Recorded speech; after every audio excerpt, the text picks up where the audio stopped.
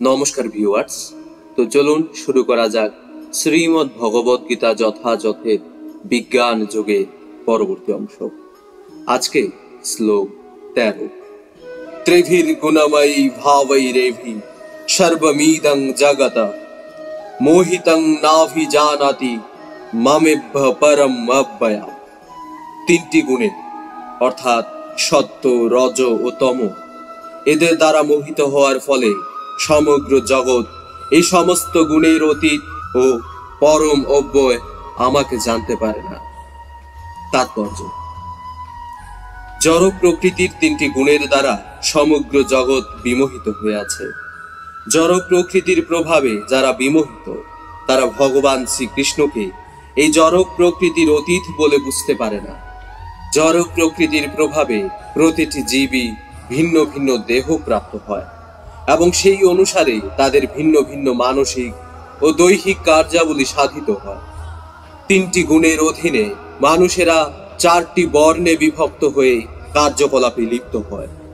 যারা সত্য গুণের দ্বারা প্রভাবিত তাদের বলা হয় ব্রাহ্মণ, যারা রজগুণের দ্বারা প্রভাবিত তাদের বলা হয় ক্ষত্রিয়, যারা রজ ও তম গুণের দ্বারা প্রভাবিত তাদের বলা হয় বৈশ্য, যারা সম্পূর্ণ তম গুণের দ্বারা প্রভাবিত তাদের বলা হয় শূদ্র, আর তার থেকেও যারা হেয় তারা হচ্ছে পশু বা পশুর মতো।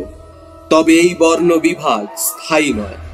আমি ব্রাহ্মণ, ক্ষত্রিয়, বৈশ্য অথবা যাই হই না কেন, যে কোনো অবস্থাতেই এই জীবনটি অস্থায়ী। কিন্তু যদিও জীবন অনিত্য এবং আমরা জানি না পরবর্তী জীবনে কি দেহ আমরা লাভ করব, তবু মায়ার দ্বারা মোহিত হয়ে আমরা আমাদের দেহটিকেই আমাদের স্বরূপ বলে বিবেচনা করি এবং নিজেদের এভাবে আমরা আমেরিকান, ভারতীয়, রাশিয়ান কিংবা ব্রাহ্মণ, হিন্দু, মুসলমান ইত্যাদি বলে মনে করি। আর যদি আমরা জড় গুণের দ্বারা আবদ্ধ হয়ে পড়ি, তখন এই সমস্ত গুণের অন্তরালে স্থিত ভগবান শ্রীকৃষ্ণকে আমরা ভুলে যাই। তাই ভগবান শ্রীকৃষ্ণ বলছেন, জড় প্রকৃতি তিনটি গুণের দ্বারা বিমোহিত হয়ে জীব বুঝতে পারে না সমস্ত জড় জগতের উৎস হচ্ছেন স্বয়ং পরমেশ্বর ভগবান। মানুষ, দেবতা, পশু আদি বিভিন্ন জীব প্রত্যেকেই জড় প্রকৃতির দ্বারা প্রভাবিত এবং এরা সকলেই অপ্রাকৃত পরমেশ্বর ভগবানকে ভুলে গেছে।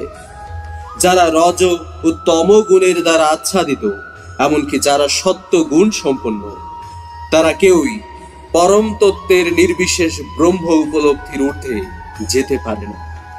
যে পরমেশ্বর ভগবানের মধ্যে পরিপূর্ণ শ্রী, ঐশ্বর্য, জ্ঞান, বীর্য, যশ ও বৈরাগ্য বিদ্যমান, সেই সরৈশ্বর্যপূর্ণ সবিশেষ ভগবানের সামনে তারা বিভ্রান্ত হয়ে পড়ে। যারা সত্য গুণে অধিষ্ঠিত রয়েছে, তারাই যখন এই তত্ত্বকে বুঝতে পারে না, তখন রজ ও তম গুণের দ্বারা আচ্ছাদিত জীবেদের সম্বন্ধে আর কি আশা করা যেতে পারে? কৃষ্ণ ভাবনামৃত বা কৃষ্ণ ভক্তি জড় প্রকৃতির এই তিনটি গুণের অতীত। আর যারা সর্বতোভাবে কৃষ্ণ ভাবনায় স্থিত, তারাই প্রকৃত মুক্ত।